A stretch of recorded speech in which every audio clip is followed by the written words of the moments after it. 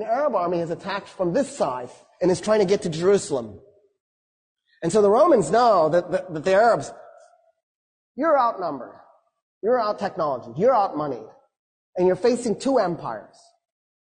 Do you attack both at the same time? That makes no sense. But it's exactly what the Arabs did. They attacked. So he very politely backs his army up from the bridge in the ford and split it into 3 5,000-man units. He liked that.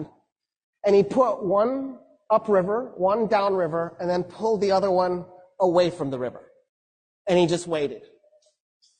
So the Persians and Romans start to cross the bridge and they're also crossing the ford at the same time.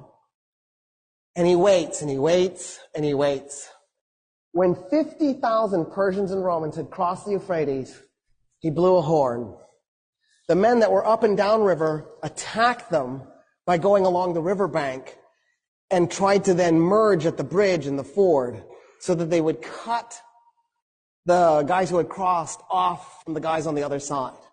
Then what Khalid did was he took the 5,000 men who, against 50,000, and he has them charge into him. And he had his men as thin as possible. And then he backs his men up. And then he charges again. And then he backs his men up. And he charges again. And every time his horses go in to those men, it compressed them a little bit. It compressed them a little bit more.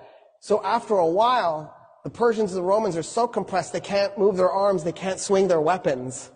He's just compacted them together. And they realize what he's done to them. And they panic. And they turn around to run back to the river to cross it. 50,000 men turning all at once to stampede. You could hear the bones breaking. And then the Muslim Arabs just went in and started killing them as they were running. By the time the battle was done, 200 Muslim Arabs were dead. 50,000 Persians and Romans were dead.